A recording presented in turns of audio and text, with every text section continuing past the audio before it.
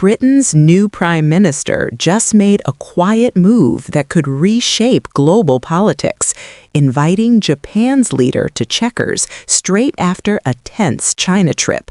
So why does this invitation matter, and what's really going on behind the scenes? Welcome to Power and Policy UK, where British politics meets global power, and every decision is broken down so you understand what really shapes the world. Today we're breaking down some major diplomatic news straight from Tokyo and Beijing, where UK Prime Minister Sir Keir Starmer has just tapped off an important East Asian visit by extending an invitation to the Japanese Prime Minister to come to Chequers, but with a twist. This isn't just a casual, hey, come visit us moment. It's part of a strategic push by Starmer to deepen ties with key global partners at a time of geopolitical turbulence. And the invitation comes with one big condition. Japan's Prime Minister, Sanai Takaichi, must first win her country's looming election. Prime Minister Takaichi, who assumed office in October last year, is gearing up for a general election scheduled for February 8th. Her party, the Liberal Democrats, has dominated Japanese politics for all but 6 of the past 70 years, and all indications suggest they're set to retain power next week.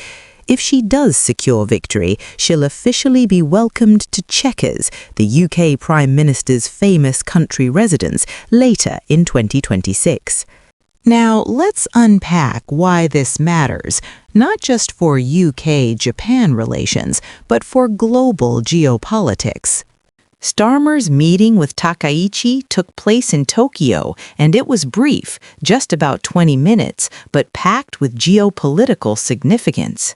He spoke of shared interests and principles and a mutual ambition to boost the UK-Japan partnership in ways that deliver real benefits on the world stage.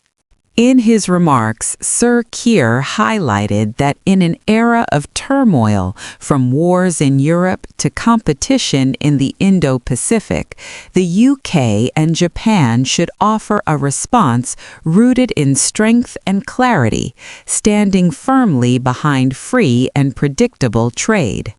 Takaichi echoed those sentiments. She didn't just talk about trade, she also emphasized cooperation on regional security in the Indo-Pacific, discussions about the ongoing situation in Ukraine, and shared global concerns in the Middle East. Those aren't small topics, they're central to international stability in 2026. On top of that, both leaders touched on cybersecurity cooperation, strengthening supply chains for critical minerals, and even collaboration on next-generation fighter aircraft programs. Big, long-term defense and tech goals with real economic and strategic value. But here's what makes this moment even more interesting. Starmer's visit to Japan came at the end of a 4-day diplomatic mission to China, marking a major effort by the UK to reset relations with Beijing after years of tension. During that China leg of the trip, Starmer was evidently focused on balancing economic engagement with political caution.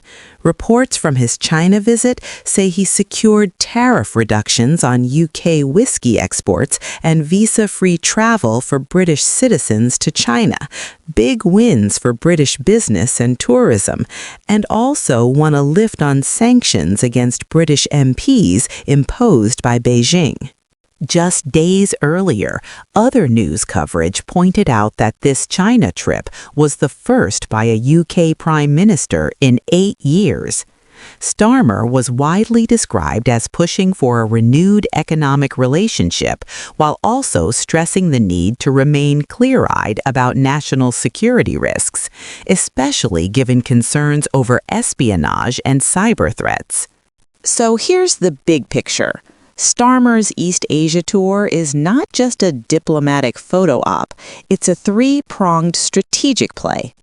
Rebuild relations with China on economic and travel fronts, while guarding UK security interests. boost ties with Japan, a long-standing security partner in the Indo-Pacific and a major investor in the UK economy.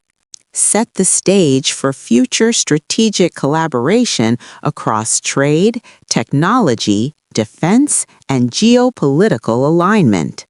And that Chequers invitation? It's a smart move. Having the Japanese Prime Minister, especially a potentially newly re-elected one, over to the UK would deeply symbolize the strength of this partnership. Chequers isn't just a guest house, it's a symbol of UK leadership and diplomacy. Hosting a world leader there would send a message about how seriously London now sees this bilateral relationship. In the coming weeks, all eyes will be on Japan's election results, because they could directly shape UK-Japan relations for years to come. That wraps up our coverage of Sir Keir Starmer's diplomatic invitation and what it means for global politics in 2026. Drop your thoughts in the comments. Do you think this signifies a new era of UK-Japan cooperation? And what challenges might lie ahead for these relationships with China and beyond? Thanks for watching, and make sure to like, subscribe, and hit that bell for more updates from the world stage.